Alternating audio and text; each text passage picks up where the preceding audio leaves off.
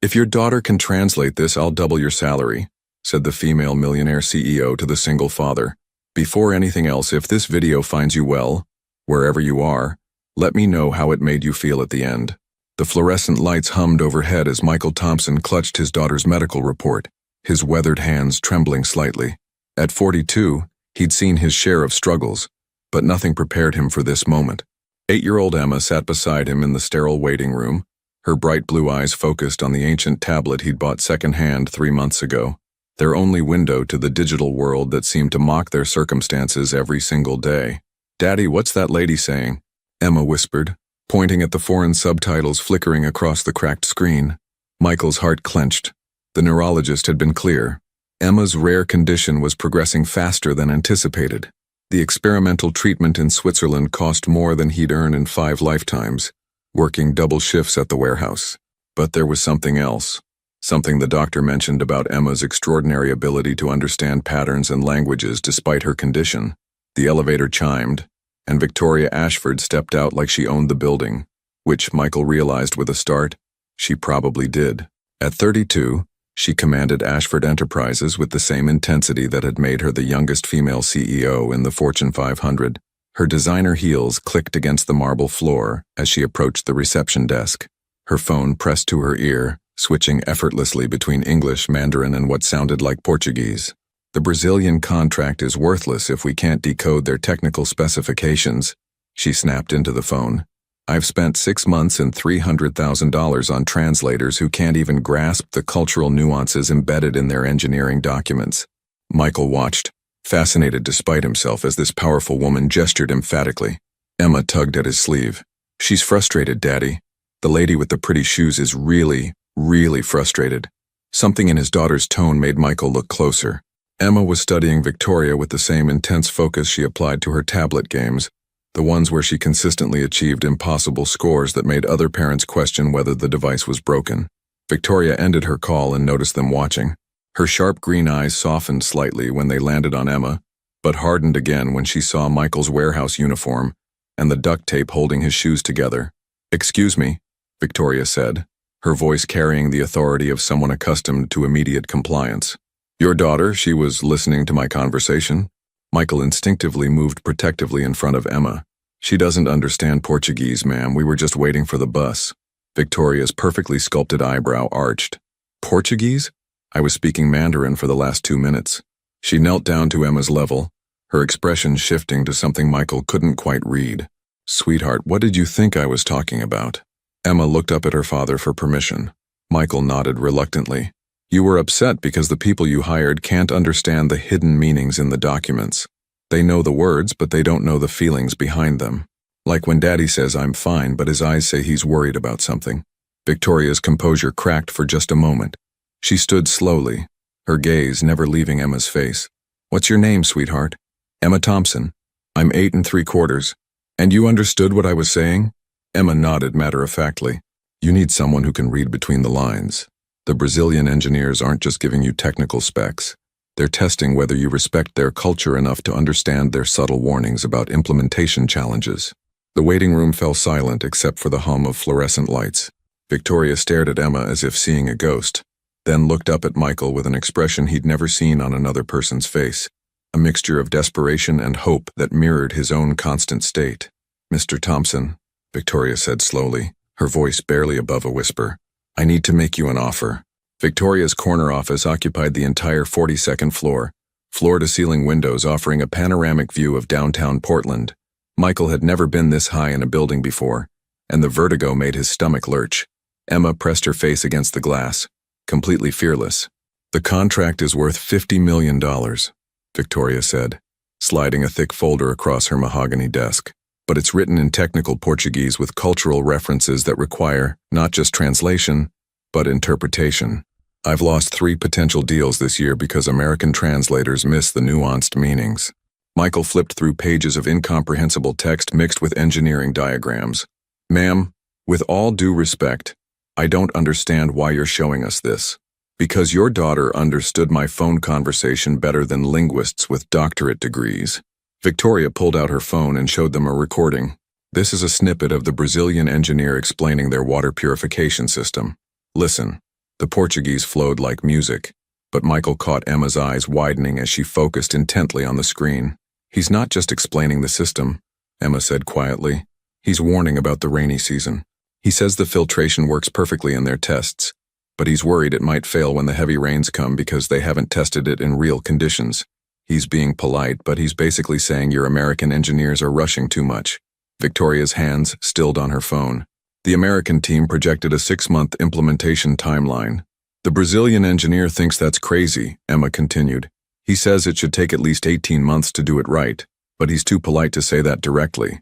That's why he keeps mentioning the seasonal challenges. It's his way of saying you need to slow down." Michael watched his daughter translate not just words but intentions, cultural context, and unspoken concerns. How had he never realized the depth of what Emma could do? "My daughter needs medical treatment," Michael said carefully. "Experimental therapy in Switzerland. It costs $200,000 and insurance won't cover it." Victoria leaned back in her leather chair, studying them both. If Emma can successfully translate this entire contract, not just the words but the cultural nuances, the implied concerns, the real timeline they're suggesting, "I'll double your current salary and provide full medical coverage for Emma's treatment." Michael's warehouse salary was $38,000 a year.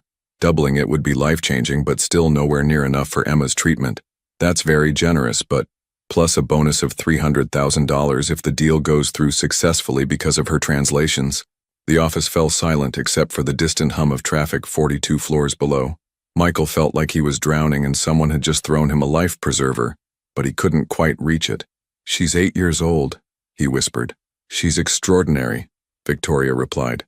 "The question is, are you willing to let her be?" Emma looked up from the contract pages she'd been studying. "Daddy, this isn't just about water purification. They want to build something that will help people in places where water makes children sick. Like my brain makes me sick, but different." Michael's throat constricted. Emma's condition was degenerative. Without treatment, she had maybe 2 years before the symptoms became unmanageable. But here she was, talking about helping other sick children. "If I can help," Emma said softly, "shouldn't I try?" Victoria's expression shifted to something Michael hadn't expected from a corporate executive: genuine emotion. "There's one more thing you should know," Victoria said. "This contract isn't just about money for me. My younger brother died from a preventable waterborne illness during a missionary trip to Brazil 5 years ago. He was Emma's age." The weight of that revelation settled over the room like a blanket. Michael realized they weren't just talking about a business deal anymore. "When do we start?" he asked. The next morning arrived gray and drizzly, typical for Portland in late September. Michael had barely slept, alternating between excitement and terror about what they'd agreed to. Emma sat at their tiny kitchen table, the thick contract spread before her like a treasure map, her expression more serious than any 8-year-old should have to be. "The first section is about water quality standards," she said, tracing her finger along lines of Portuguese text. "But they keep using the word confiança. It means trust, but they're using it in a special way." Michael poured coffee into a chipped mug, watching his daughter work with an intensity that both amazed and worried him. "What kind of special way?" "They're saying they need to trust that the Americans will respect their environmental concerns. See here?" Emma pointed to a paragraph. "They mention the Amazon basin 6 times, but not because of water sources. They're worried about the impact on indigenous communities." His phone buzzed with a text from Victoria. "How's the translation progressing? Need anything?" Michael typed back. "Emma says they're concerned about indigenous communities." The response came immediately. "None of our environmental consultants mentioned that. What else?" Emma looked up from the document. "Daddy, this engineer, Senior Martinez, he's trying to tell them something important, but he's being very careful about how he says it." "What do you mean?" "He keeps mentioning his grandmother. At first I thought it was just nice stories, but he's talking about traditional water purification methods that indigenous people have used for centuries. He's trying to say that the new system should honor and incorporate those methods, not replace them." Michael stared at his daughter. How was she reading cultural subtleties that escaped professional translators? "There's more," Emma continued. "The timeline they keep discussing, 18 months, it's not just about engineering challenges. It's about getting approval from tribal leaders. That's why they can't rush it." Michael's phone rang. Victoria's name appeared on the cracked screen. "Michael, I need to see you both in my office immediately. I just got off a call with our Brazilian partners, and something Emma translated yesterday has changed everything." An hour later, they sat in Victoria's office while she paced behind her desk, her usual composure replaced by barely contained excitement. Your daughter's insight about the rainy season timeline was correct, Victoria said. But more importantly, she identified cultural concerns that could have killed the entire deal. Our American team was about to make a presentation that would have been seen as disrespectful to indigenous traditions. Emma sat quietly, listening with the same focused attention she gave to everything. The Brazilians want a video conference with Emma directly, Victoria continued. They're curious about this 8-year-old who understands their cultural nuances better than international consultants. Michael's protective instincts flared. I don't think, Daddy, Emma interrupted gently. If they want to talk to me, maybe I should listen. Sometimes people just want to know that someone else understands them. Victoria pulled up a video call interface on her large monitor. Within moments, 3 men appeared on screen.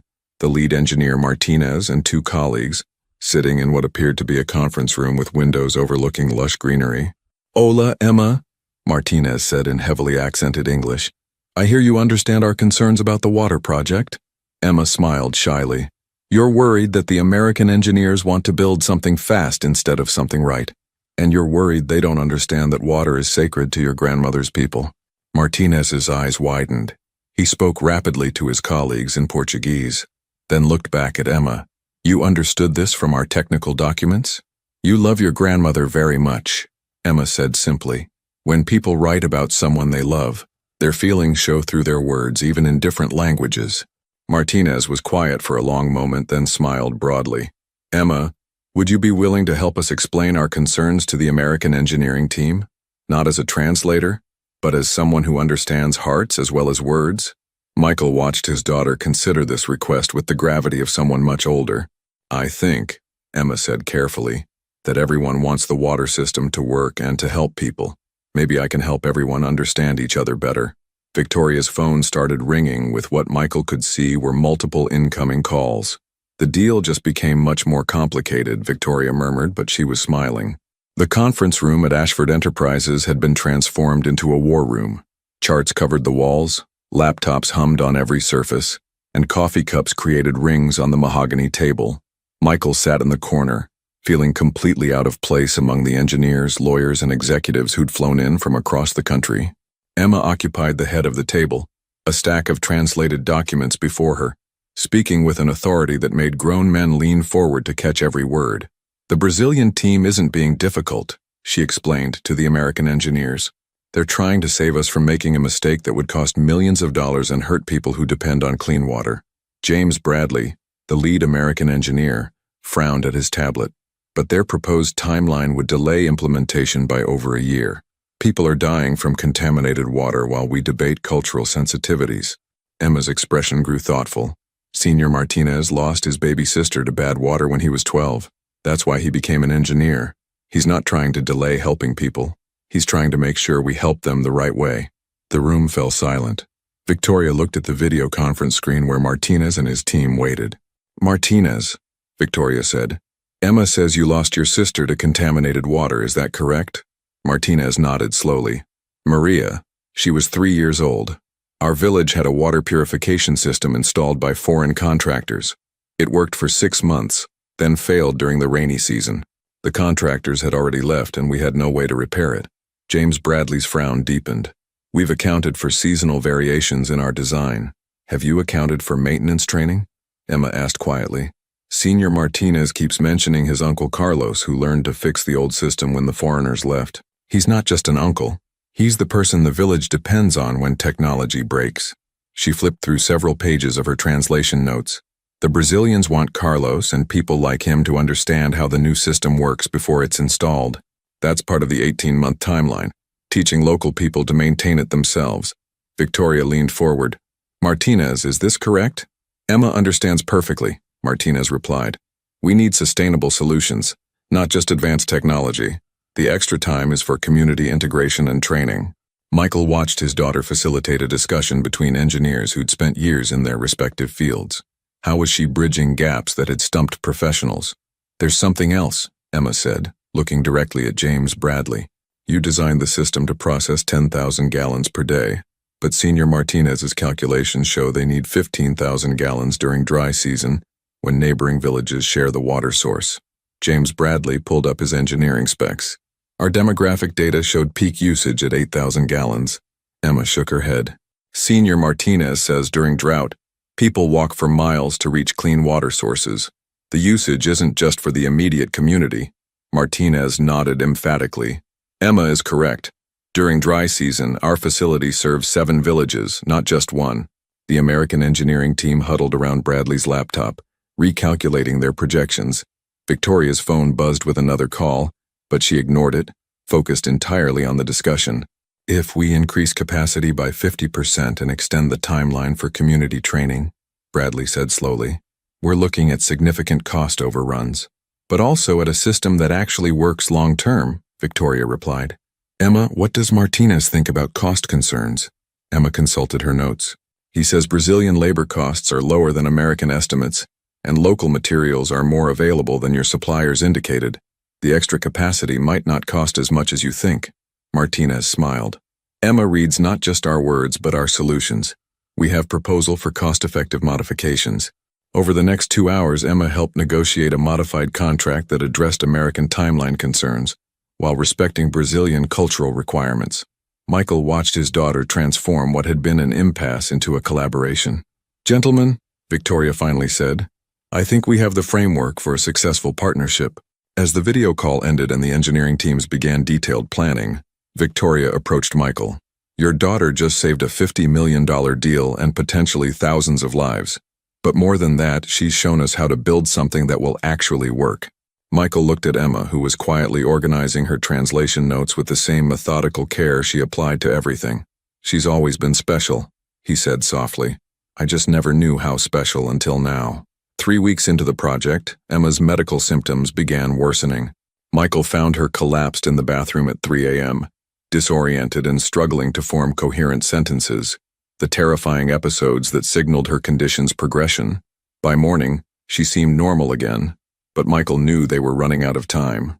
Victoria noticed immediately when they arrived at her office.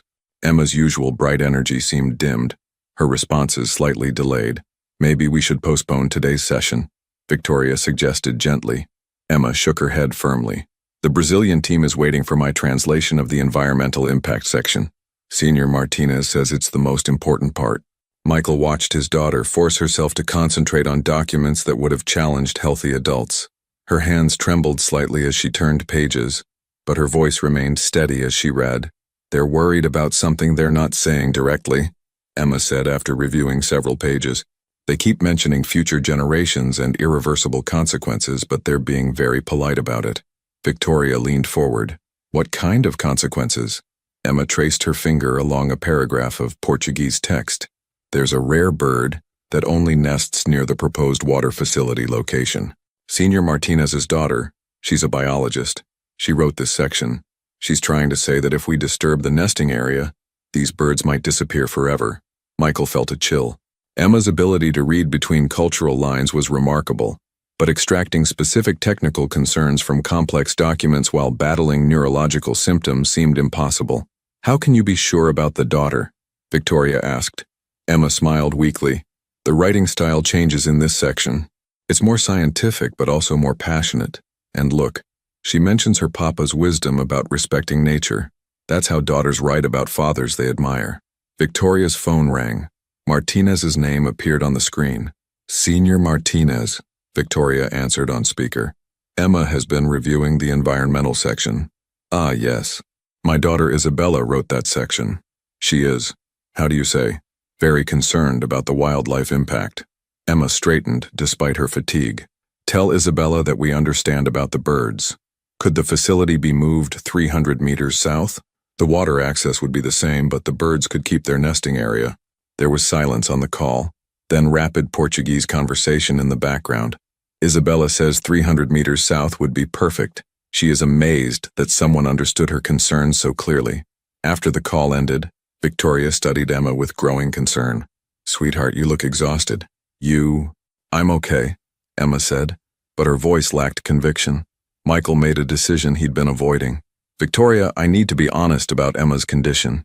She has episodes where she becomes disoriented. They're getting worse, and without treatment. He couldn't finish the sentence. Victoria was quiet for a long moment. How long do we have? The Swiss clinic says we need to begin treatment within 6 weeks or the damage might be irreversible. Then we finish this project in 5 weeks, Victoria said firmly. I'm advancing you the medical treatment money immediately. Michael stared at her. But the contract says payment upon completion. The contract doesn't account for saving a little girl's life, Victoria interrupted. Besides, Emma has already earned it. Her cultural insights have prevented 3 potential diplomatic disasters and identified cost-saving modifications worth $2 million. Emma looked up from her documents.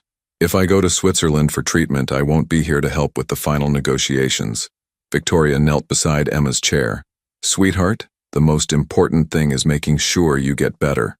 But Senior Martinez and his team are counting on me. And what about the people who need clean water? Michael felt his heart breaking. Even facing her own medical crisis, Emma was worried about others. We'll figure it out, Victoria said softly. The Brazilian team understands that you're not well. They're grateful for everything you've already done. Emma was quiet for several minutes, studying the contract pages spread before her. I want to finish, she said finally. I want to make sure the water system gets built right so no more little sisters die like Senior Martinez's sister Maria. Michael looked at Victoria, seeing his own emotions reflected in her eyes. Admiration, worry, and a desperate hope that somehow they could save this extraordinary little girl who cared more about others than herself. We'll do whatever it takes, Victoria said, her voice barely above a whisper. Outside the office windows, Portland's autumn rain began to fall, and Michael couldn't help but think about how water could be both life and death, both hope and heartbreak. The Swiss clinic's acceptance letter arrived on a gray Tuesday morning while Emma worked on the final contract sections. Dr. Elizabeth Hoffman's email was clinical but encouraging. Emma's case showed promise for the new neural pathway treatment, but they needed to begin within 3 weeks. Michael stared at the treatment schedule. 3 weeks in Switzerland meant abandoning the Brazilian water project just as it reached its most critical phase. Daddy, what's wrong? Emma asked, looking up from her translation work. Before Michael could answer, Victoria's office door opened and she rushed in, her face flushed with excitement. The Brazilian government just approved our project for their national infrastructure program, she announced. It's going from one facility to potentially 50 locations across the country. But her excitement faded as she noticed Michael's expression. The Swiss clinic accepted Emma, Michael said quietly.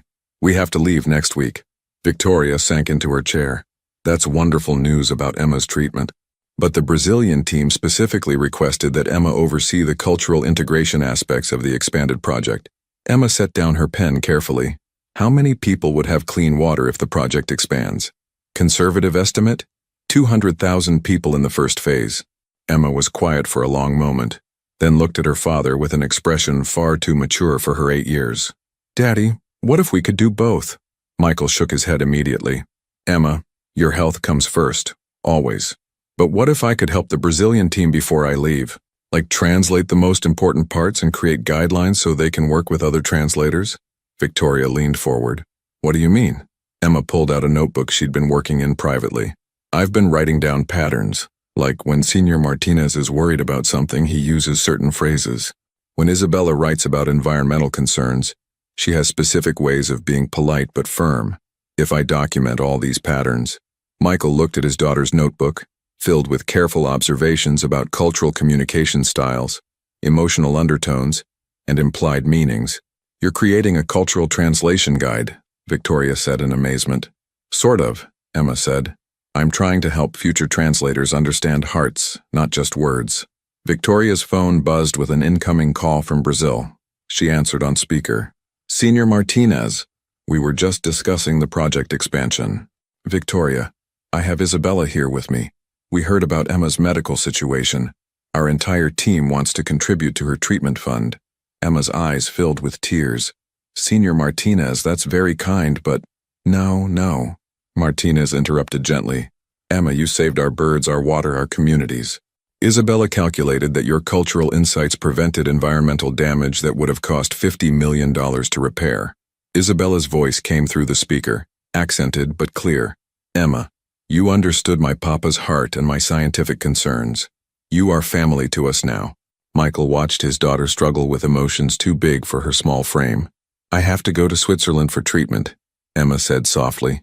But I've been working on something to help other translators understand your cultural meanings the way I do. Emma, Isabella said excitedly.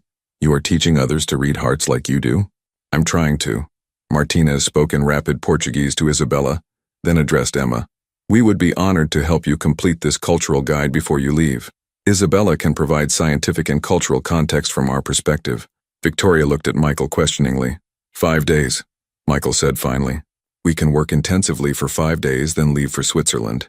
Emma smiled, the first genuine smile Michael had seen from her all week.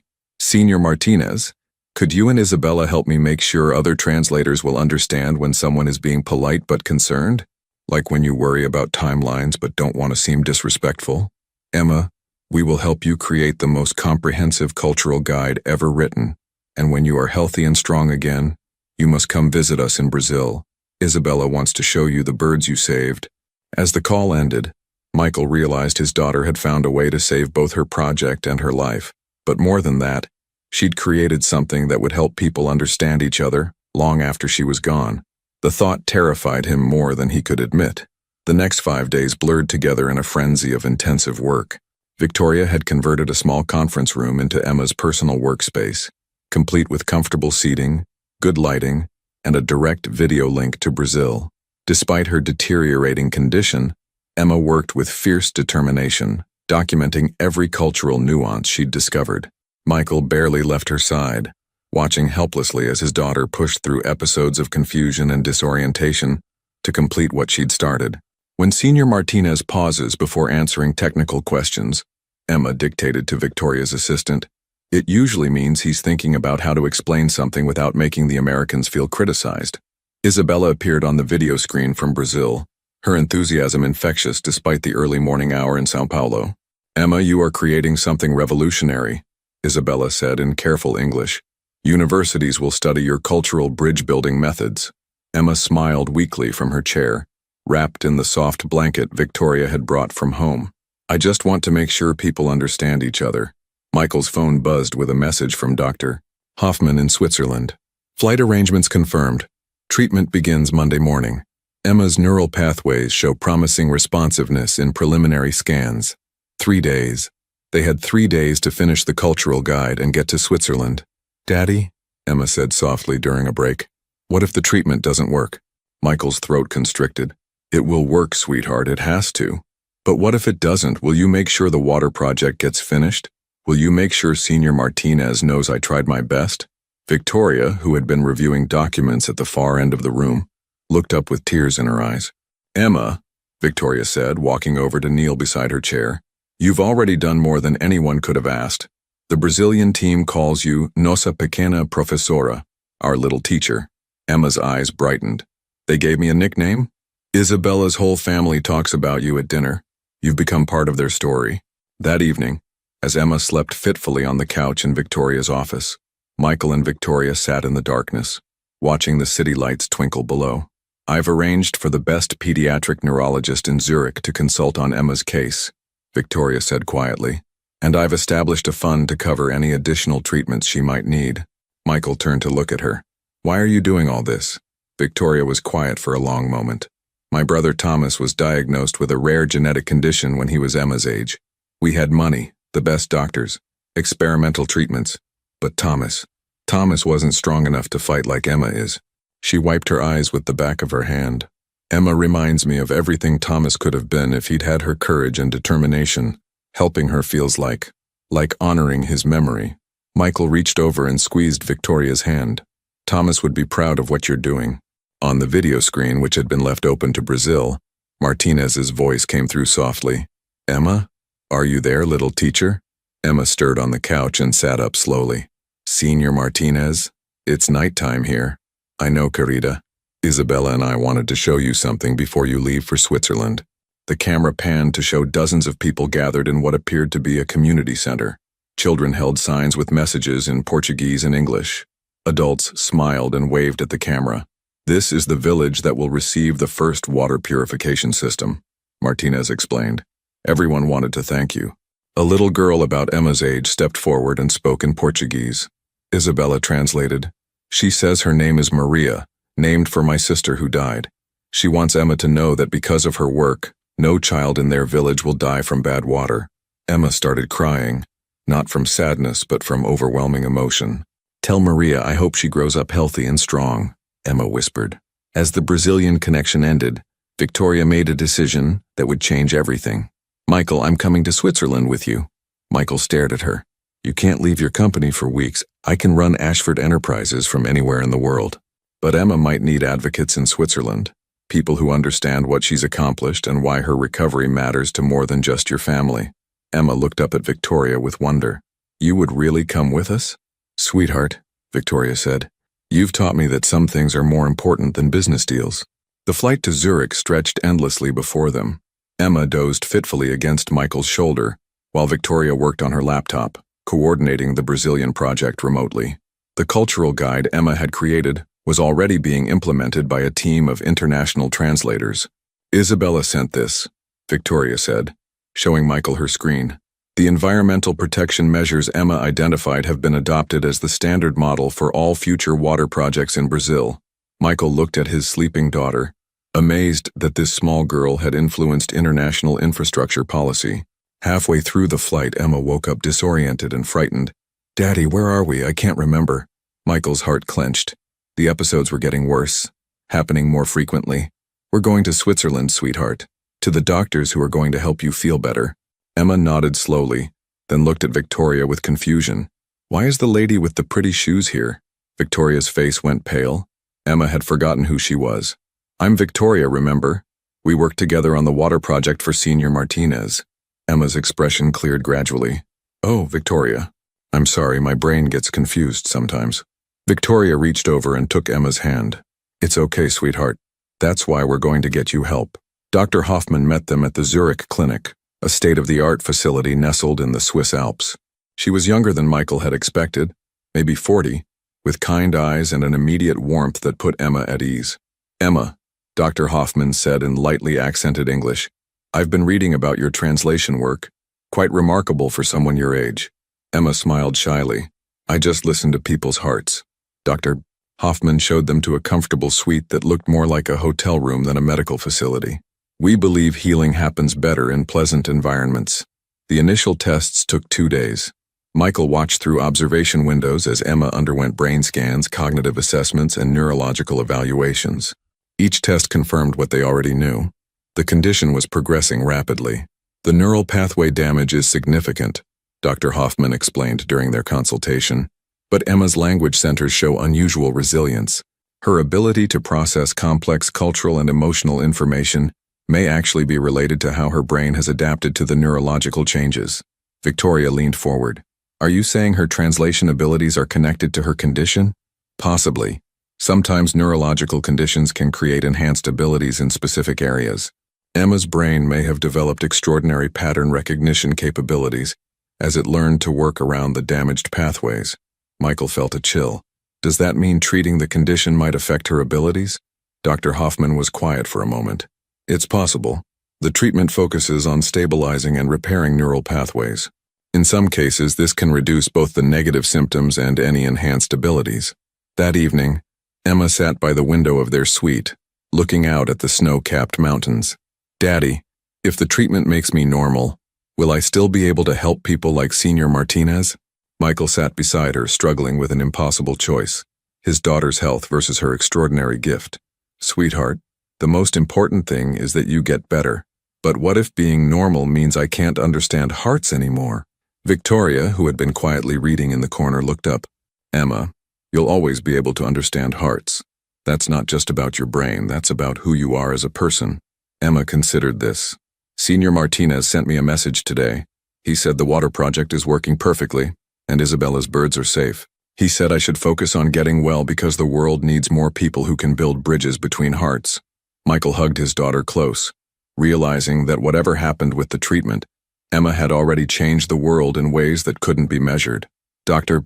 Hoffman," Emma said suddenly, "when you help my brain, could you make sure I don't forget Senior Martinez and Isabella and Victoria?" Dr. Hoffman smiled. "Emma, the memories you've made and the love you've shared, those are stored in parts of your brain that this condition can't touch." The treatment began on a crisp Monday morning. Emma was brave as Dr. Hoffman explained the process. A series of targeted neural stimulations designed to rebuild damaged pathways, while preserving healthy brain function. It will take 3 weeks, Dr. Hoffman said. Some days will be easier than others. Michael and Victoria took turns staying with Emma during the long sessions. The treatment was painless but exhausting, leaving Emma drowsy and sometimes confused. On the 4th day, something unexpected happened. Emma woke up from a treatment session speaking fluent German. "Guten Morgen, Papa," she said cheerfully, then looked confused. "Why did I say that? I don't know German." Dr. Hoffman was fascinated. The neural stimulation may be activating dormant language centers. This is quite extraordinary. Over the following days, Emma demonstrated momentary fluency in French, Italian, and even Mandarin, languages she'd never studied. But more concerning, she began forgetting recent memories while retaining older ones with perfect clarity. "I remember every word Senior Martinez said during our first video call," Emma told Victoria during week 2. "But I can't remember what I had for breakfast this morning." Victoria had been coordinating the Brazilian water project from Emma's hospital room, and the updates were encouraging. The first facility was operational and providing clean water to 15,000 people, but Emma seemed detached from these developments, as if they belonged to someone else's life. "The memory issues should stabilize once we complete the treatment," Dr. Hoffman assured Michael. "Her brain is reorganizing itself. Some temporary confusion is normal." But Michael could see that Emma was changing in ways that went beyond memory. Her extraordinary empathy, the ability to read emotional undertones and cultural nuances, seemed to be fading. When Isabella called to thank Emma for her work, Emma listened politely but didn't seem to understand why this Brazilian woman was crying with gratitude. "She seems nice," Emma said after the call ended, "but I don't remember working with her." Victoria looked devastated. The vibrant, intuitive child who had bridged cultural gaps and saved international deals was disappearing, replaced by a polite but ordinary 8-year-old. "Dr. Hoffman," Michael said during a private consultation, "we need to discuss whether to continue the treatment." "The neurological damage is stabilizing," Dr. Hoffman replied, "but you're right to be concerned about the personality changes. This is uncharted territory." That night, Emma had her first clear episode in weeks. For 2 hours, she was completely herself again, remembering Victoria, asking about Senior Martinez, worrying about the water project. "Daddy," she said lucidly, "I feel like I'm disappearing.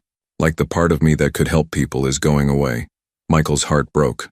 "Sweetheart, you're getting better. The doctors say, but what if getting better means losing who I am?" Victoria, who had been sitting quietly in the corner, came over to Emma's bed. "Emma, whatever happens with the treatment, you've already changed the world. The water project will help hundreds of thousands of people. The cultural guide you created is being used by international organizations. You've built something that will last." Emma smiled weakly. "But will I remember building it?" The question hung in the air like a prayer, unanswered and heartbreaking. Hoffman entered the room with Emma's latest brain scans. "I have news," she said. "The treatment is working, but we've reached a critical decision point."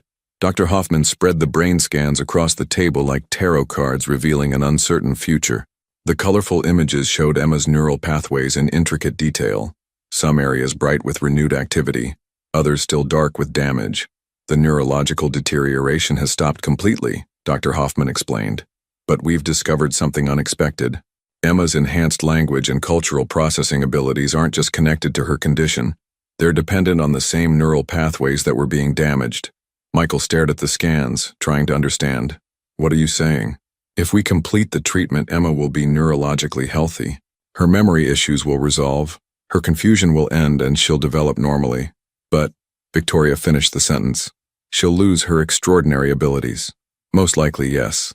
The neural networks that allowed her to process cultural nuances and emotional undertones with such sophistication will be normalized." Emma, who had been listening quietly from her hospital bed, spoke up with unusual clarity. "So I can be healthy and normal?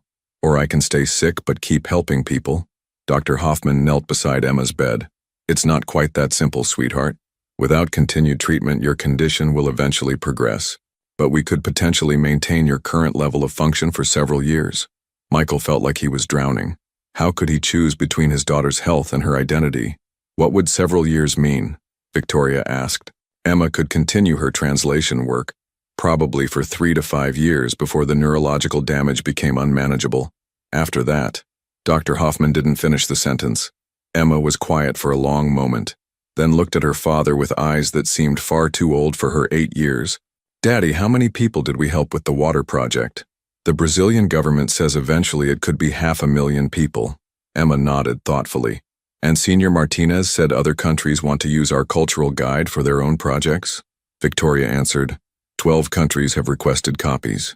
"The United Nations is considering adopting your methodology for international development projects." Emma smiled, the first genuine smile Michael had seen from her in days. "I want to help more people," she said simply. "If I only have a few years to do it, I want them to be good years." Michael's world tilted. "Emma, sweetheart, you don't understand what you're saying." "Yes, I do, Daddy. I understand that some people are meant to do important things even if they can't do them for very long." Dr. Hoffman looked uncomfortable. "This is not a decision that should be made quickly. Perhaps we should pause the treatment and take time to consider." "No," Emma interrupted with surprising firmness. "I've been thinking about this for days, during the times when my brain works clearly. I want to stop the treatment." Victoria's face went pale. "Emma, you could have a normal life. You could go to school, make friends, grow up healthy. But I wouldn't be me anymore," Emma said. "The me that can understand hearts and help people build bridges. That me would be gone." Michael felt tears streaming down his face. "But you could live, Emma. You could have decades of life." Emma reached for his hand. "Daddy, you taught me that life isn't about how long you live, but about how much love you share while you're here. I want to share as much love as I can." The room fell silent except for the soft beeping of medical equipment. "Doctor," Hoffman finally spoke, "if this is truly Emma's choice, we can design a maintenance protocol that will preserve her current function for as long as possible." "It is my choice," Emma said confidently, "and I want to go home. I want to finish what we started." Michael looked at his daughter, really looked at her, and saw not a sick child making an impossible decision, but a young woman who understood herself and her purpose with startling clarity. "Okay," he whispered. "We'll go home." Victoria was crying openly now. "Emma, are you sure?" Emma smiled at her. "Victoria, you lost your brother Thomas when he was my age. But what if he had lived just long enough to do something amazing? Something that helped thousands of people? Wouldn't that have been a good life?" Victoria couldn't speak, but she nodded through her tears. "Then let's go home and do something amazing." They returned to Portland 3 days later. Emma seemed more like herself with each mile they traveled away from the Swiss clinic. By the time they reached Victoria's office, she was asking detailed questions about the Brazilian project and requesting updates on the cultural guide implementation. "Senior Martinez wants to introduce you to the President of Brazil," Victoria announced, pulling up her email. "They're planning a ceremony to honor your contribution to their national infrastructure program." Emma's eyes sparkled with excitement. "Could we do a video call? I want to see how the water system is working." The call was arranged for that afternoon. When Martinez appeared on screen, his face lit up with joy. "Nossa pequena professora, you look much better." "I feel better," Emma said honestly. "The doctors helped stabilize my condition. I can keep working with you for a while longer." Isabella joined the call, her excitement infectious. "Emma, I have wonderful news. The birds you saved, the rare ibises, they've had babies. 3 healthy chicks nesting safely away from the water facility." Emma clapped her hands with delight. "That's the best news ever." Martinez grew more serious. "Emma, we have received requests from Colombia, Peru, and Ecuador. They want to implement water projects using your cultural integration methods. Would you be willing to help?" Michael watched his daughter consider this request. 3 more countries meant thousands more people with access to clean water. It also meant months of intensive work that might accelerate her condition's progression. "Yes," Emma said without hesitation. "But I'll need help. I want to train other translators to understand cultural hearts the way I do." Victoria leaned forward. "What do you mean?" Emma pulled out a notebook she'd been working on during their flight home. "I've been writing down everything I learned in Switzerland. Not just about the treatment, but about how my brain processes language and emotions. I want to create a training program." She opened the notebook, revealing pages of detailed observations and methodologies. "If I can teach other people to read between the lines, to understand when someone is being polite but worried, or when they're testing whether you respect their culture, then my work can continue even after." She didn't finish the sentence, but everyone understood. Dr. Hoffman had estimated that Emma had 3 to 5 years of stable function. Emma was planning to use every moment of that time to multiply her impact. "I want to create an academy," Emma continued. a place where translators and international workers can learn to build bridges between cultures. Not just language bridges, but heart bridges. Victoria stared at her in amazement. Emma, that's an incredible vision. The Emma Thompson Cultural Bridge Academy, Michael said softly, testing how the name sounded. Emma beamed. Do you think it could really work? Martinez spoke up from the video screen. Emma, if you create such an academy, Brazil will be the first to send students. Isabella wants to be your first graduate student. Isabella nodded enthusiastically. I want to learn to read hearts like you do, Emma. Not just for engineering projects, but for helping people understand each other. Over the following hours, they outlined an ambitious plan. Victoria would provide funding and facilities. Martinez and Isabella would help develop the curriculum from the Brazilian perspective. Emma would document her methodologies and train the first cohort of students. We'll start with a pilot program, Victoria said. 6 months, 12 students from different cultural backgrounds, focusing on international development projects. Emma was practically vibrating with excitement. And we'll have real projects to work on, so students can practice with actual communities that need help. Michael realized his daughter had transformed her diagnosis into a mission. Instead of mourning the time she might not have, she was determined to make the time she did have count for as much as possible. When can we start? Emma asked. Victoria smiled. How about Monday? As the Brazilian call ended and they began planning in earnest, Michael felt something he hadn't experienced in months. Hope. Not hope that Emma would live forever, but hope that her life, however long it lasted, would be extraordinary. 6 months later, the Emma Thompson Cultural Bridge Academy occupied the entire 3rd floor of the Ashford Enterprises building. 12 students from 11 countries worked with Emma to develop revolutionary methods for cross-cultural communication. Emma, now 9 years old, sat at the head of a conference table, leading a discussion about their latest project, a water purification system for rural communities in Colombia. Remember, she told her students, when people pause before answering technical questions, they're usually thinking about cultural implications, not just engineering solutions.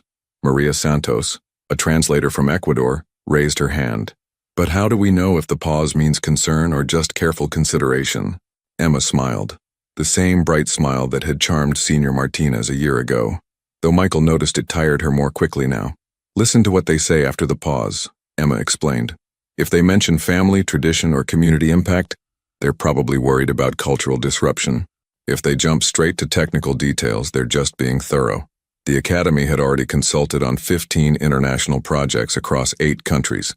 Emma's students were carrying her methods to refugee camps, infrastructure projects, and development programs around the world. Victoria entered the classroom with a special visitor, Dr. Martinez himself, who had flown in from Brazil for the Academy's first graduation ceremony. Professora Emma, Martinez said warmly, I have news from Colombia. Your students' cultural assessments prevented a major conflict between engineers and indigenous leaders. The water project is proceeding with full community support. Emma's face glowed with pride, not for herself, but for her students. That's what happens when people understand each other's hearts, she said simply. Michael watched from the doorway, marveling at what his daughter had built. The Academy had a waiting list of over 200 applicants.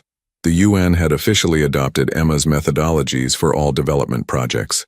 Most importantly, her students were carrying her gift into the world, multiplying her impact far beyond what she could have achieved alone. After the formal ceremony, Emma sat quietly in Victoria's office looking out at the Portland skyline. Her latest medical tests showed the expected progression of her condition, but she remained remarkably stable. Daddy, she said thoughtfully, do you remember when I was little and used to worry about not being special enough? Michael sat beside her. You are always special, sweetheart. I know that now, but I mean special in a way that helps people. She paused, watching clouds drift over the city. I think maybe some people are meant to burn brightly instead of burning long. Victoria joined them at the window. Emma, you've created something that will help people for generations. Your Academy students are already training other translators. Your methods are being taught in universities. Emma nodded contentedly. Senior Martinez told me something yesterday. He said his daughter Isabella is getting married next month and she wants to name her first daughter Emma. Can you imagine? There might be a little Brazilian Emma learning to build bridges between hearts. Michael felt his throat tighten with emotion. And Maria from Ecuador is starting her own cultural academy in Quito, Emma continued. And James from Nigeria wants to use our methods to help resolve tribal conflicts. She turned to face them both, her expression peaceful and determined. I think this is what I was supposed to do with my time. Not just translate words, but teach people to translate hearts. 6 months later, Emma Thompson peacefully passed away in her sleep, surrounded by family and students who had become family. She was 9 years and 8 months old. The Emma Thompson Cultural Bridge Academy continued her work, eventually expanding to 12 countries. The Brazilian water project she helped launch provided clean water to over 3 million people. Her cultural integration methodologies were adopted by international organizations worldwide. But perhaps Emma's greatest legacy was simpler. She taught the world that understanding hearts matters as much as understanding words, and that even the smallest bridges can connect the largest dreams. In São Paulo, a baby girl named Emma Isabella Martinez learned her first words in 3 languages, already showing signs of her namesake's gift for bringing people together. And in Portland, Michael Thompson kept his daughter's notebook on his desk, reminding himself daily that life is measured not in years, but in the love we share and the bridges we build between hearts.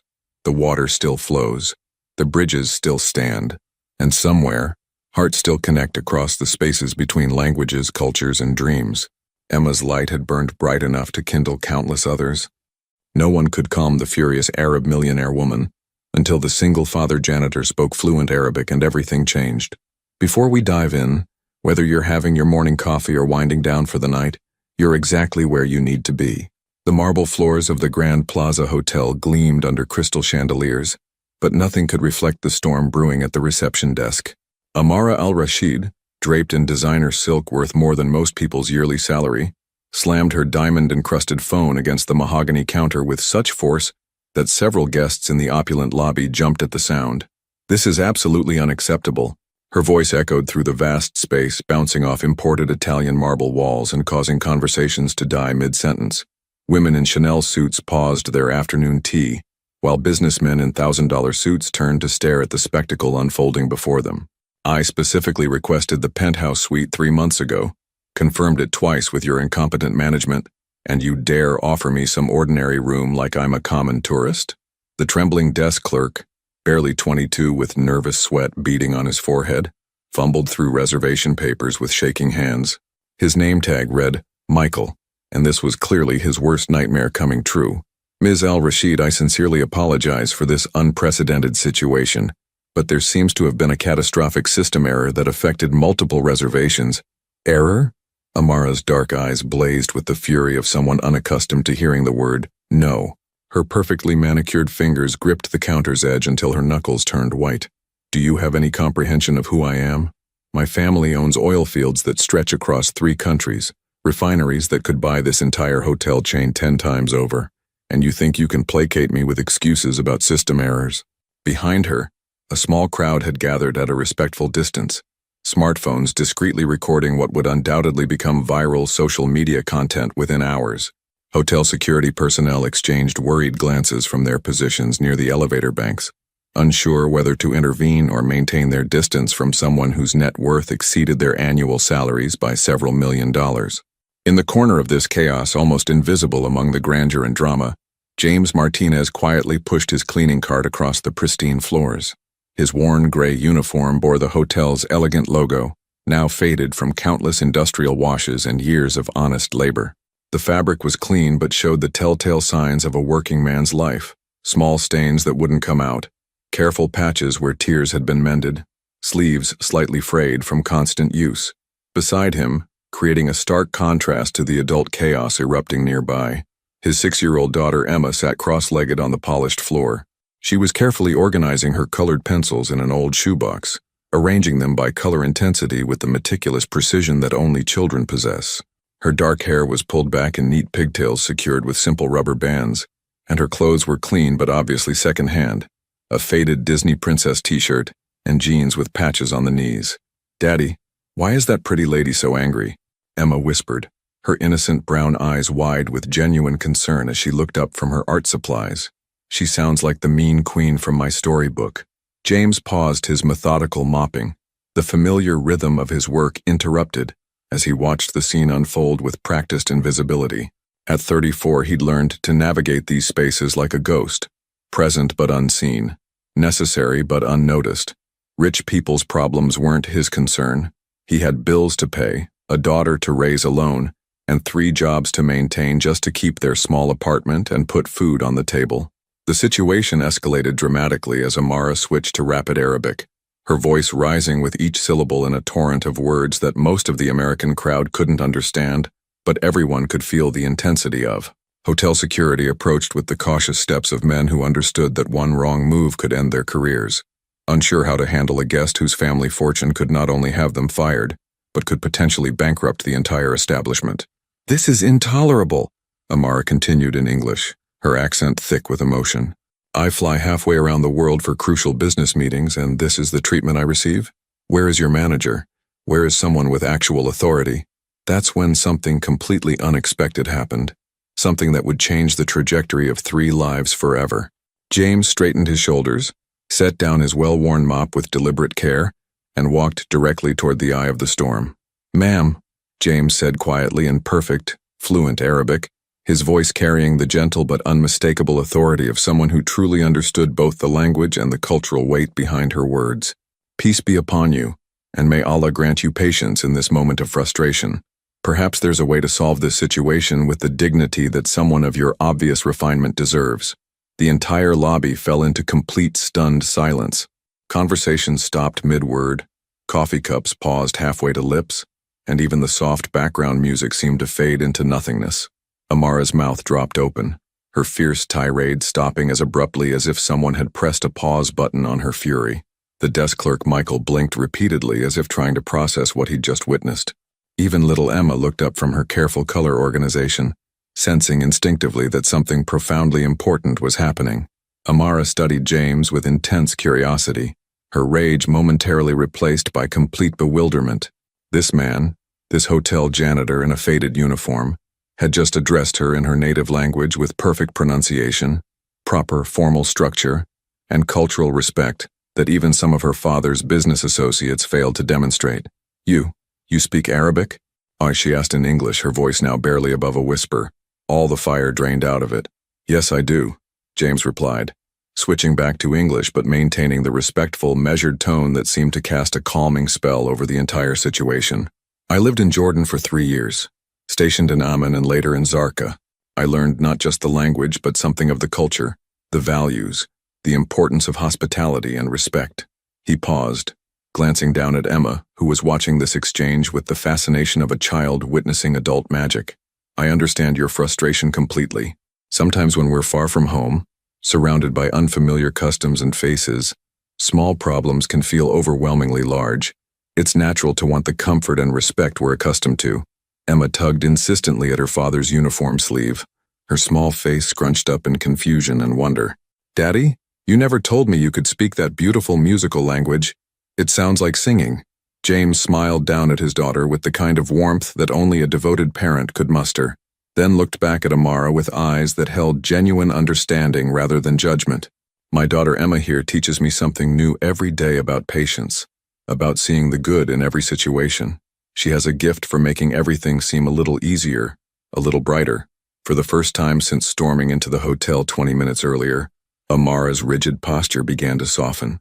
The furious tension in her shoulders eased as she found herself genuinely looking at this man and his child, not as invisible service staff, but as human beings who had somehow managed to diffuse her volcanic anger with nothing but kindness and respect. Almost without realizing what she was doing, Amara knelt down to Emma's level, her expensive silk dress pooling around her on the marble floor in a gesture that would have horrified her usual social circle. "What are you drawing there, little one?" Emma held up her latest masterpiece with pride, a picture of 3 stick figures standing under a rainbow, drawn with the uninhibited joy that only children possess. "It's you, me, and Daddy being friends. See? I made your dress purple because you look exactly like a princess from my favorite storybook, the kind one who helps people instead of being mean to them." Something profound cracked in Amara's carefully constructed emotional armor. She hadn't been called a princess with such genuine, unguarded sweetness since she was Emma's age, back before wealth and family expectations had built impenetrable walls around her heart, before every relationship became calculated, every interaction measured for its strategic value. "It's absolutely beautiful," Amara whispered, accepting the drawing with hands that trembled slightly. She looked up at James, really seeing him for the first time, not as invisible help or hotel staff, but as a man who had shown her more genuine kindness in 5 minutes than she'd received from anyone in months. "I'm sorry," she said quietly, her voice now stripped of all arrogance and pretense. I haven't been myself lately. Actually, I'm not sure I've been myself for a very long time." The crowd that had gathered to witness the spectacle began to disperse, sensing that the drama was over, but something much more significant was just beginning.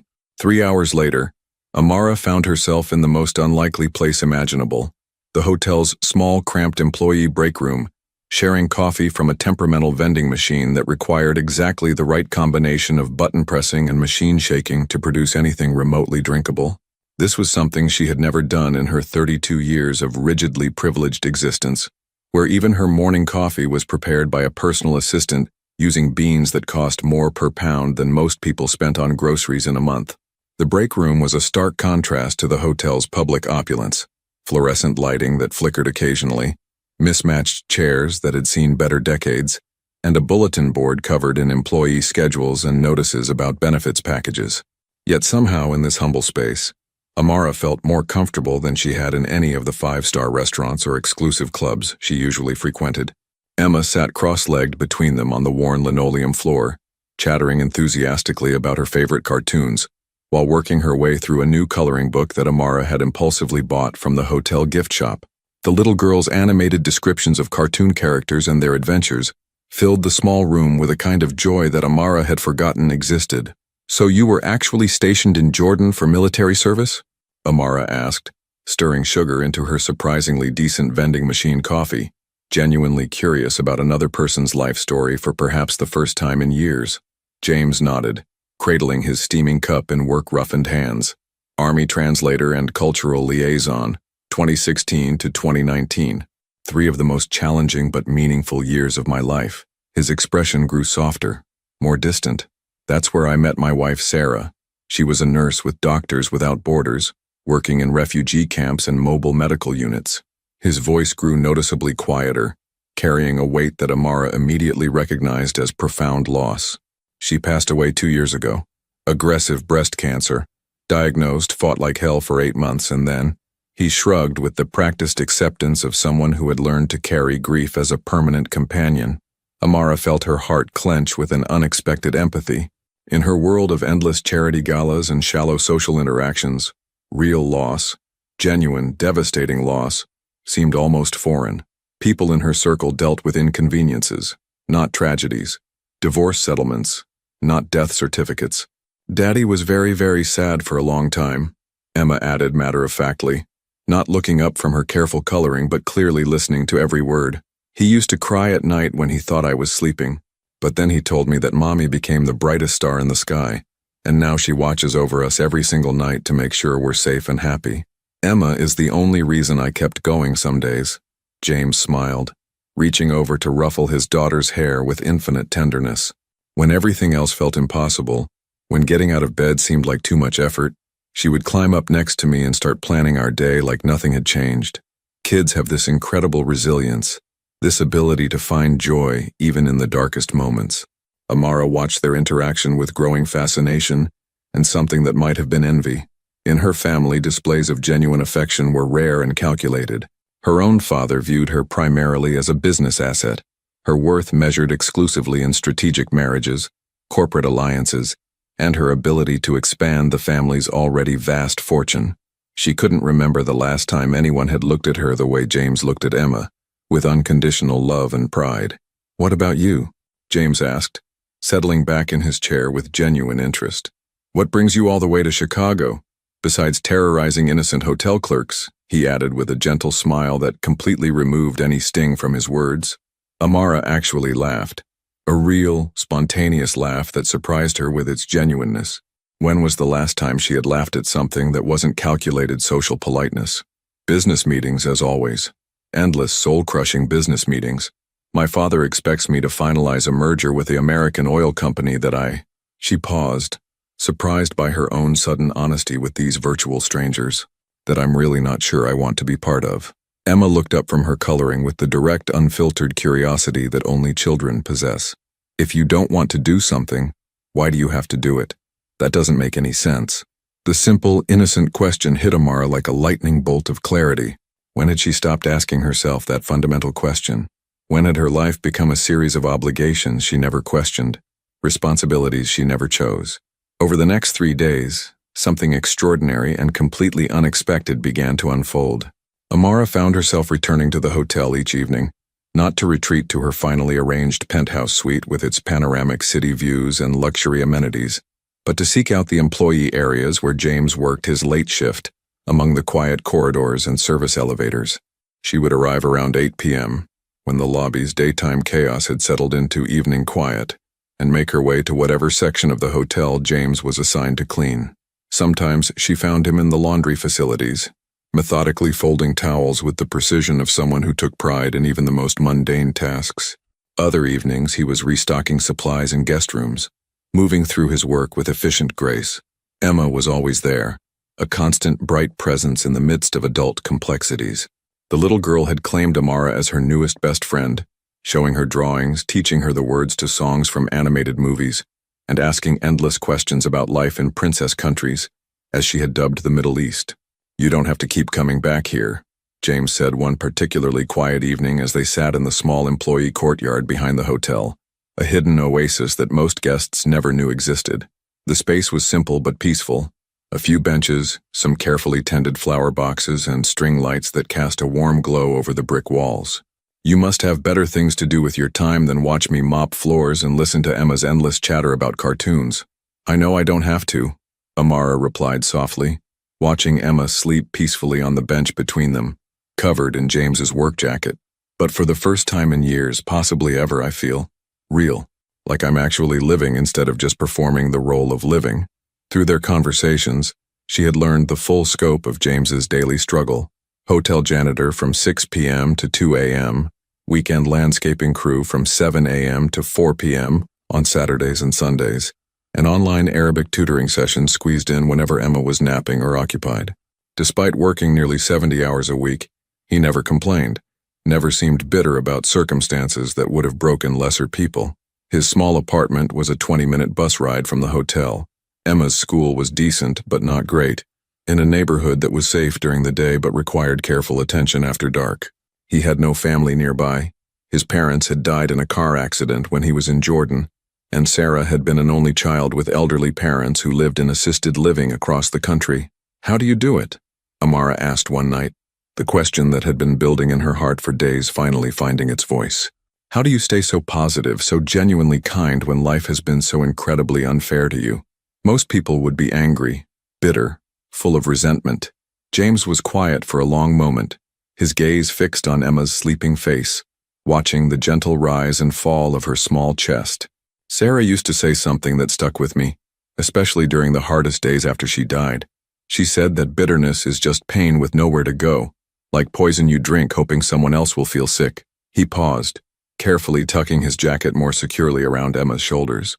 "So I made a choice to put my pain somewhere useful, into loving Emma better than I even knew was possible, into working harder so she could have opportunities I never had, into being grateful for what we have instead of angry about what we lost." Amara felt something fundamental shift inside her chest, like a key turning in a lock she hadn't even realized existed. Her own pain, years of feeling unloved except for her financial value, used as a pawn in business deals, trapped by family expectations that grew heavier each year, had indeed turned to bitterness. She had built emotional walls so high that even she couldn't see over them anymore. "I've never told anyone this," she whispered, her voice barely audible in the quiet courtyard, "but I feel like I'm drowning in my own life. Every decision is made for me by my father and his advisors. Every relationship is strategic, calculated for maximum business benefit. I can't remember the last time someone wanted to spend time with me just because they enjoyed my company." James turned to look at her directly, his expression serious and kind. "Well, Emma and I want to spend time with you just because we like who you are when you're being yourself. Does that count?" Tears that Amara hadn't shed in years began to fall, each drop carrying years of accumulated loneliness and frustration. In this quiet courtyard with a widowed father and his sleeping child, she felt more genuinely valuable, more truly seen and appreciated than all her family's oil money had ever made her feel.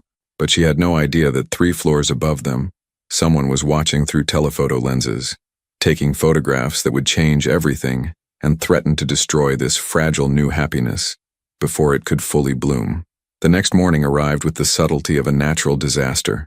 Amara's phone began exploding with calls at 6:47 a.m., the shrill ringtone cutting through her sleep like a knife through silk. Her father's voice thundered through the speaker even before she could manage a groggy hello, his rage traveling across 8 time zones with perfect, terrifying clarity. What is the meaning of these photographs?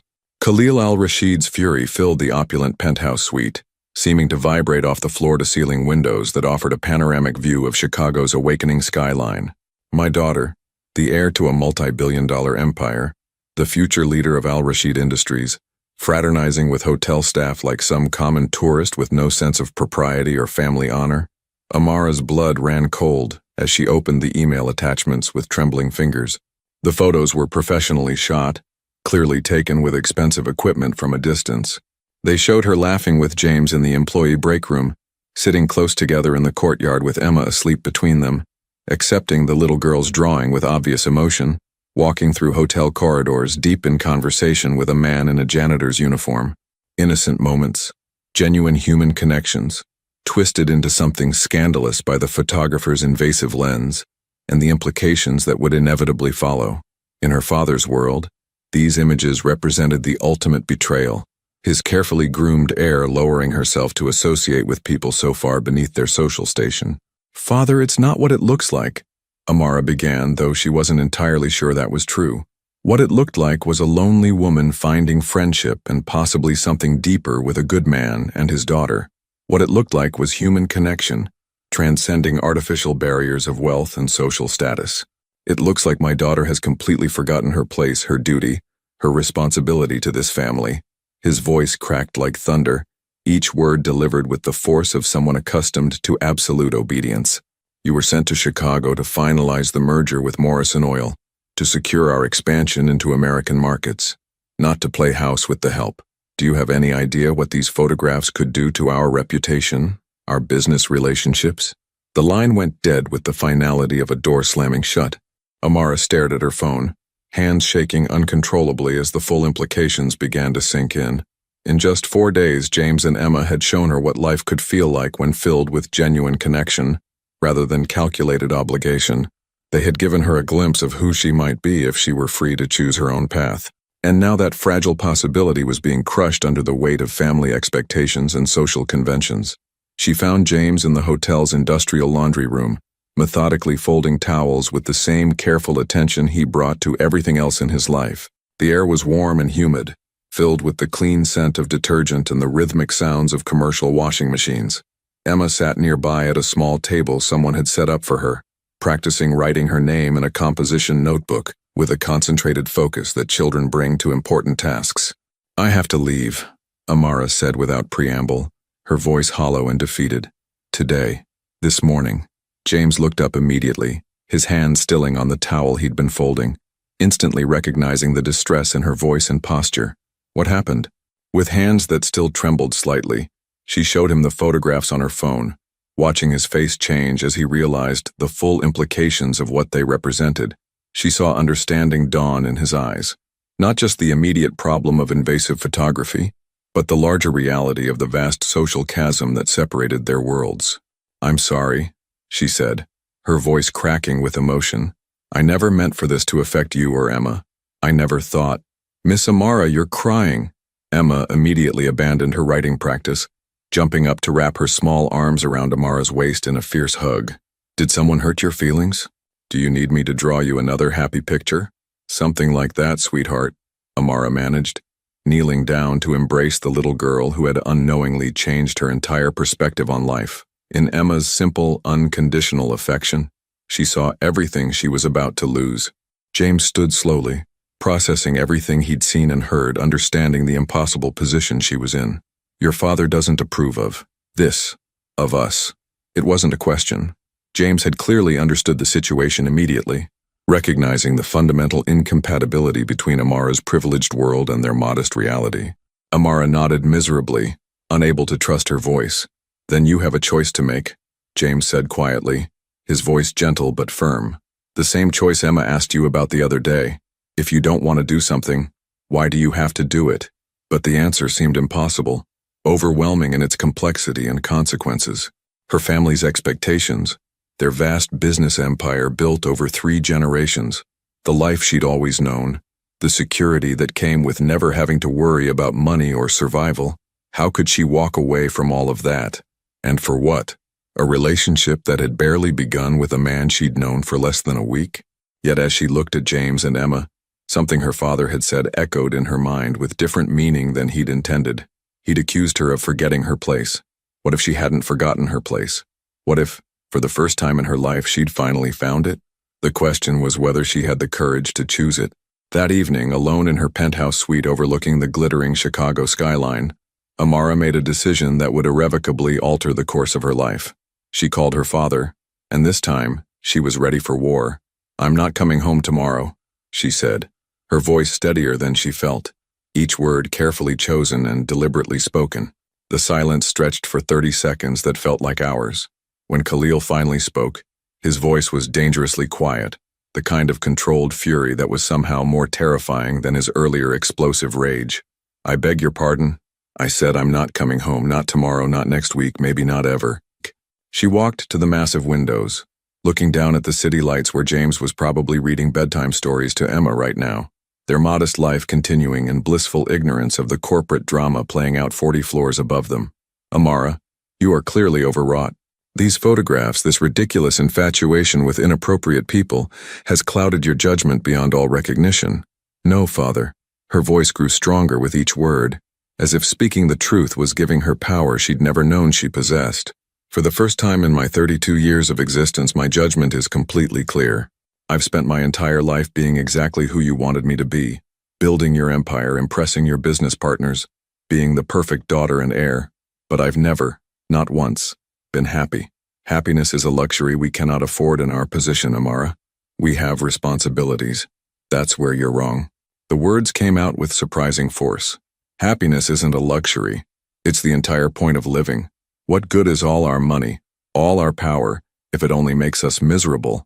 She could hear her father's breathing, rapid and sharp with barely contained fury.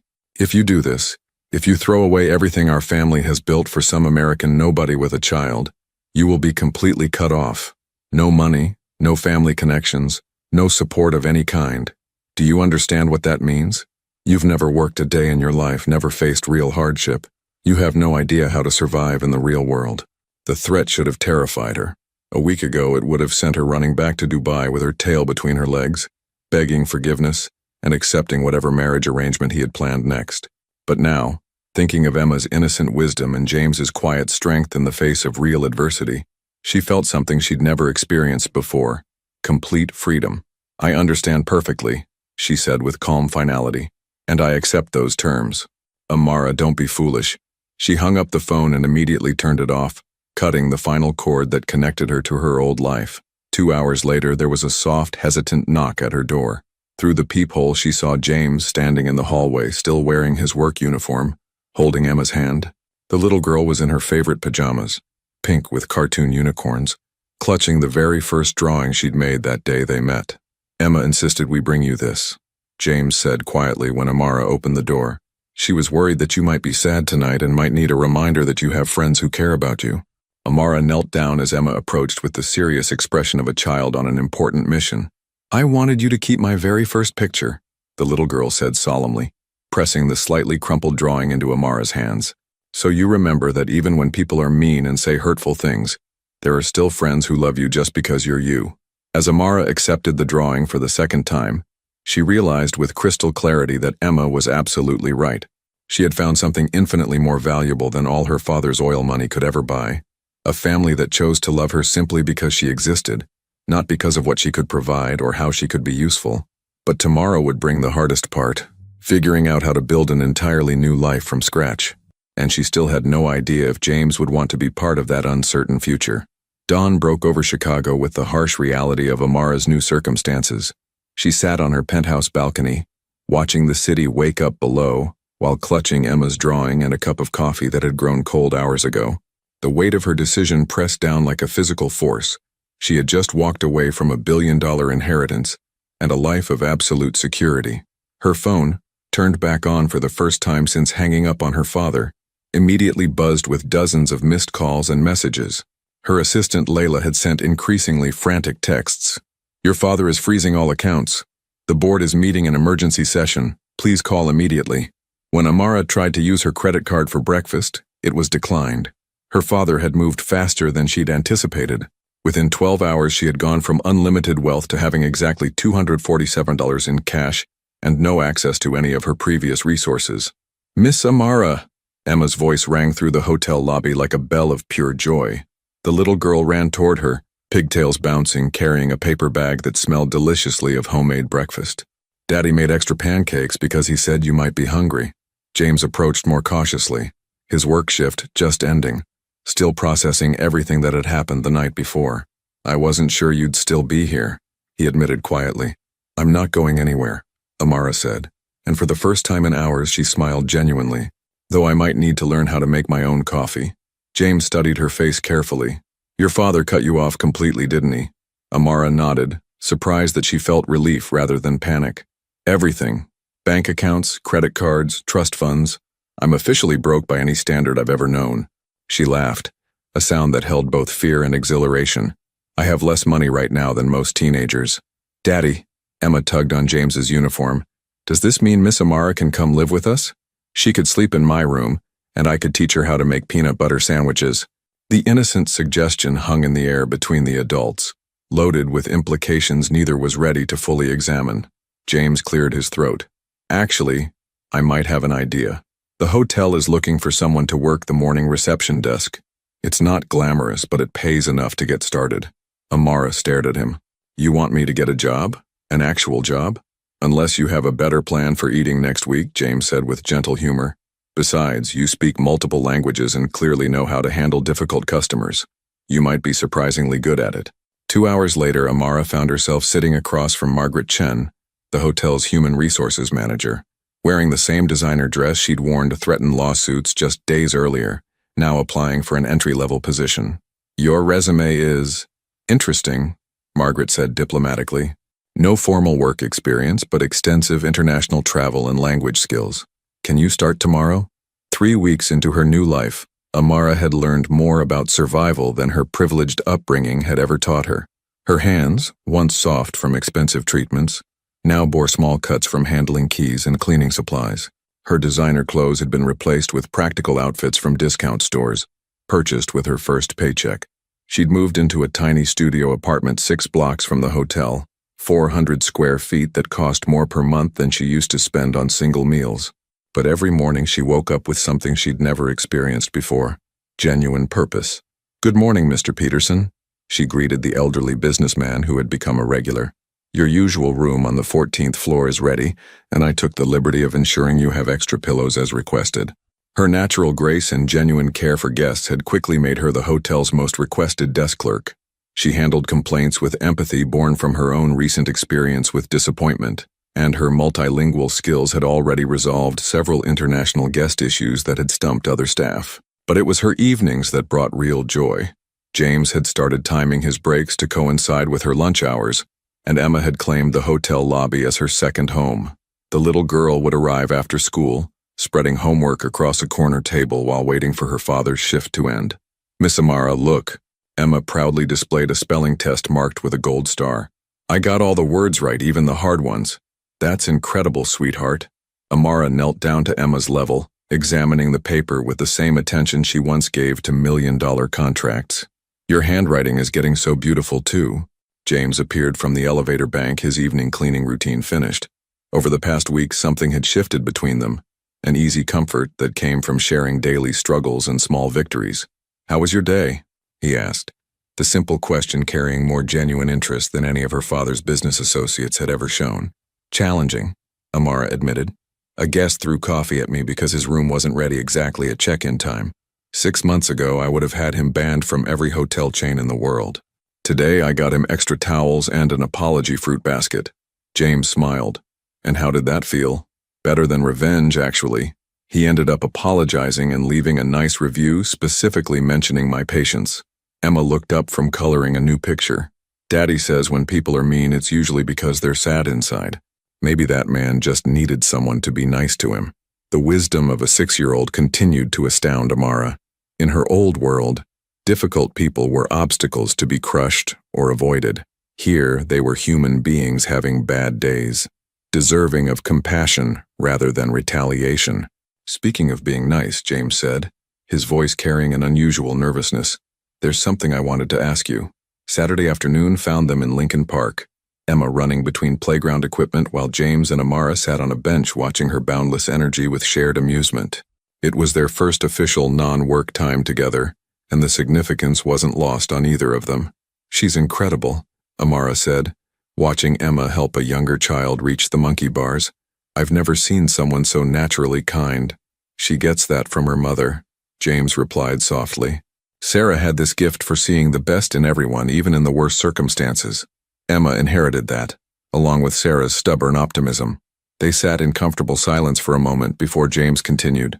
"What I wanted to ask you yesterday, there's something happening next week that I think you should know about." Amara turned to face him fully, noting the careful way he was choosing his words. "Emma's school is having their annual father-daughter dance next Friday. It's always been hard for me.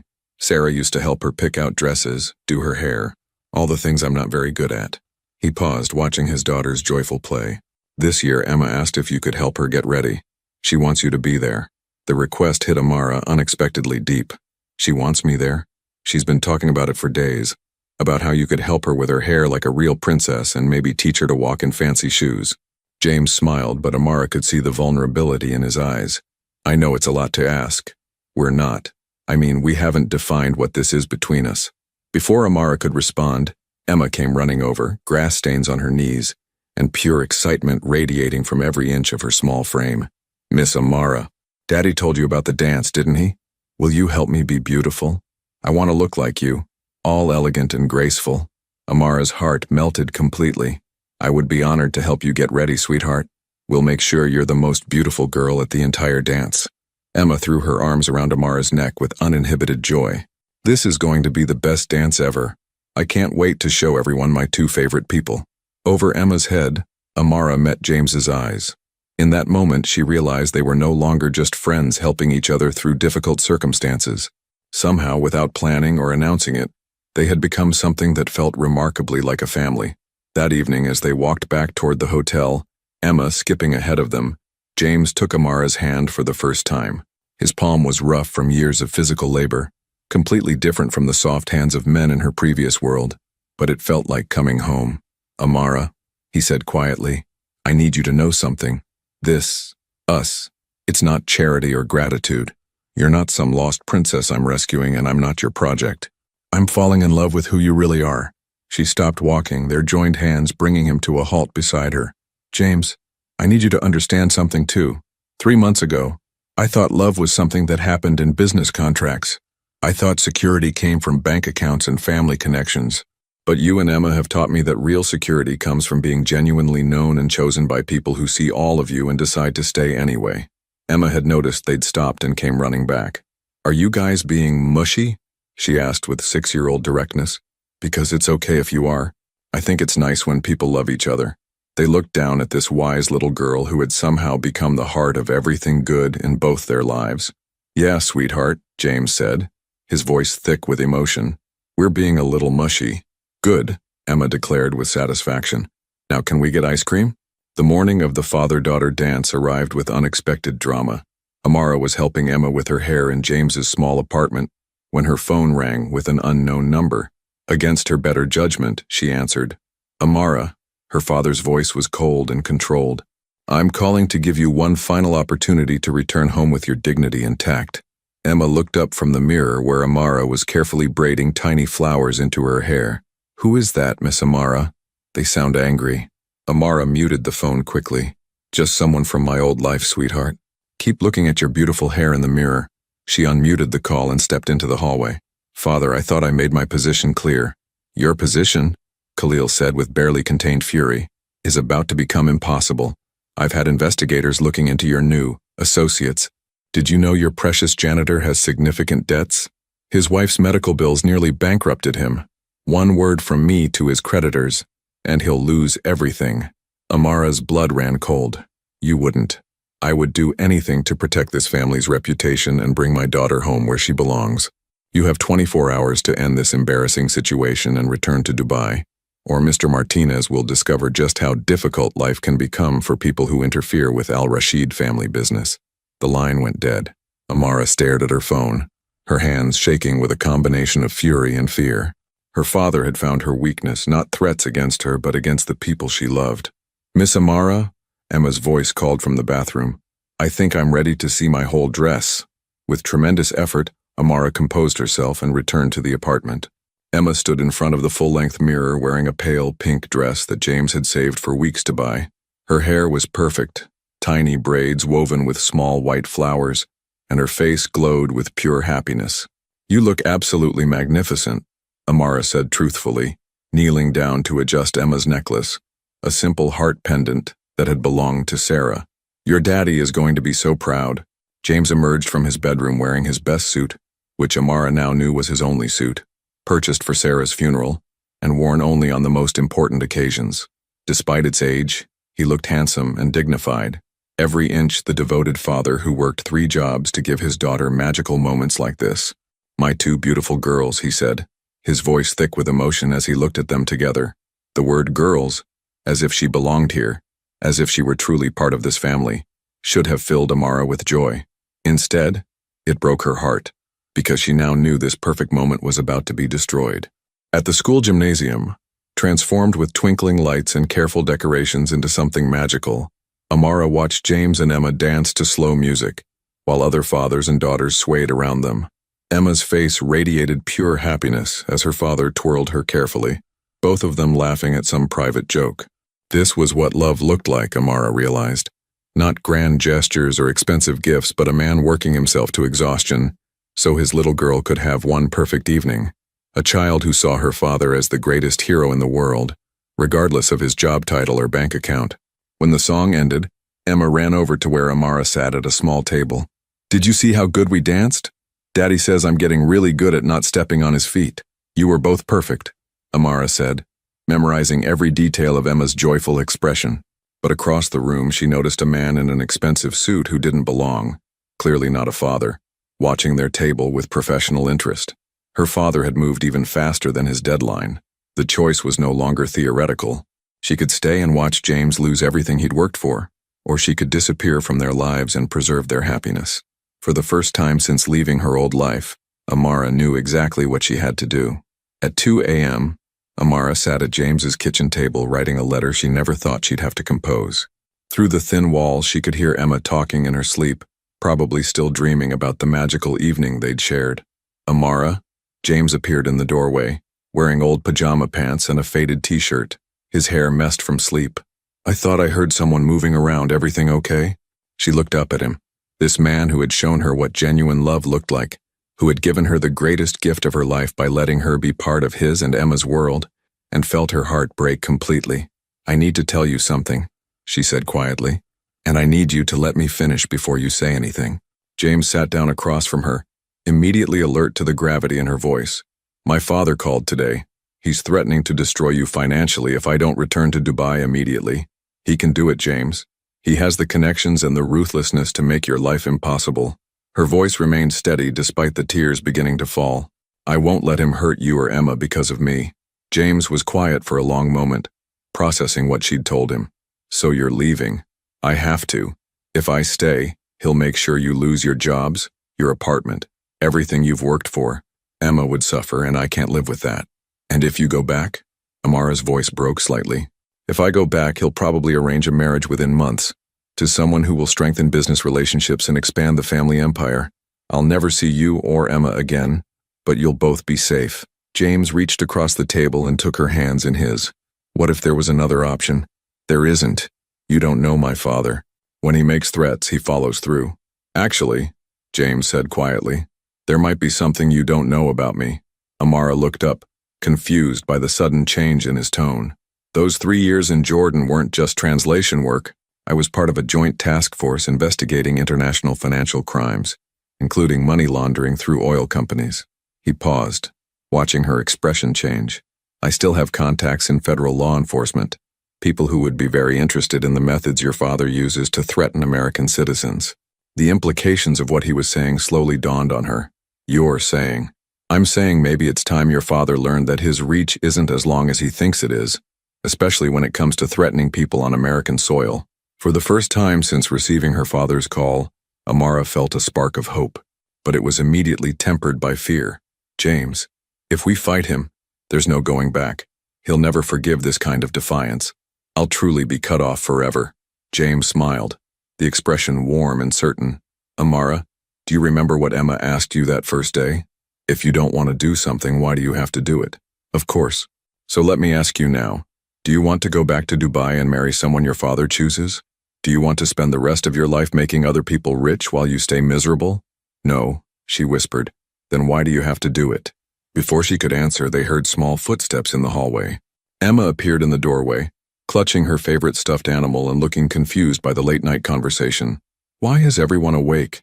And why does Miss Amara look sad? James and Amara exchanged a look, both realizing that whatever decision they made now would affect not just their own futures, but the future of this remarkable little girl who had brought them together. Come here, sweetheart, Amara said, opening her arms. Emma climbed onto her lap, and Amara held her close, breathing in the scent of children's shampoo and innocence. In that moment, holding Emma while James watched them both with infinite tenderness, Amara realized she'd already made her choice. She wasn't going anywhere. 6 months later, Amara stood in a federal courthouse in downtown Chicago, watching her father's business associates being led away in handcuffs. The investigation James had helped initiate had uncovered decades of financial crimes, including the very threats Khalil had made against James's family. Ms. Al-Rashid, FBI agent Sarah Coleman approached her in the courthouse hallway. Your testimony was crucial in this case. Your father's organization won't be threatening anyone else. Amara nodded, feeling a complex mixture of relief and sadness. She had helped bring down her own father, but in doing so, she had protected countless other people from his ruthless business practices. What happens to him now? She asked. He's facing extradition and multiple charges in several countries. It's likely he'll spend the rest of his life in prison. Despite everything he had done, Khalil was still her father. The grief was real, even if the choice had been necessary. James appeared at her side, taking her hand with the easy familiarity that had developed over months of building a life together. Ready to go home? Home. The word still gave her a thrill of happiness. Home was James's small apartment, which they were planning to move out of next month into a larger place with a yard where Emma could play. Home was a life built on love rather than money, on choice rather than obligation. Miss Amara, Emma's voice echoed through the courthouse hallway as she ran toward them, her after-school babysitter following behind. Guess what happened at school today? What happened, sweetheart? Amara knelt down to catch Emma in a fierce hug. Mrs. Peterson asked us to draw pictures of our families, and I drew you and Daddy and me. And when she asked who you were, I said you were my almost mom who used to be a princess but decided to be our family instead. Amara's eyes filled with tears, but they were tears of pure joy. Almost mom was the most beautiful title she'd ever been given. Actually, James said, his voice carrying an unusual nervousness that made both Amara and Emma look up at him with curiosity. I was hoping we could make that almost part official. He pulled a small velvet box from his pocket, dropping to one knee right there in the courthouse hallway. Amara, 6 months ago you taught me that love isn't about finding someone who fits into your existing life. It's about building an entirely new life with someone who makes you want to be better than you ever thought possible.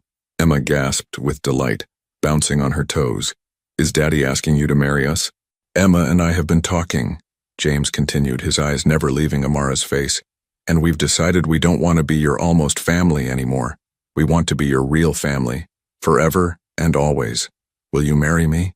Through her tears, Amara looked at these two people who had shown her what unconditional love looked like. A man who worked 3 jobs without complaint and still had energy to read bedtime stories. A little girl who saw the world with kindness and infinite possibility. Yes, she whispered, then louder. Yes, of course, yes. As James slipped the simple, beautiful ring onto her finger, a ring he'd saved for months to buy, Emma threw her arms around both of them. Now we really are a family, Emma declared with satisfaction. And Miss Amara, you don't have to be a princess anymore. You can just be our mom. Amara laughed through her tears. holding tight to her new family in the middle of a courthouse hallway. She had lost a fortune and gained everything that mattered. She had walked away from a life of privilege and found a life of purpose. But most importantly, she had learned that sometimes the greatest courage isn't in holding on to what you have. It's in letting go of what's wrong to reach for what's right. 6 months later, on their wedding day, Emma would serve as their flower girl, walking down the aisle in a dress that cost less than Amara's old daily coffee budget, but made her feel like the most important person in the world. And every night, as they tucked Emma into bed in their new house with the yard and the swing set James had built by hand, Amara would remember that the best love stories don't start with once upon a time. They start with a moment when someone sees who you really are and decides you're worth choosing, again and again and again.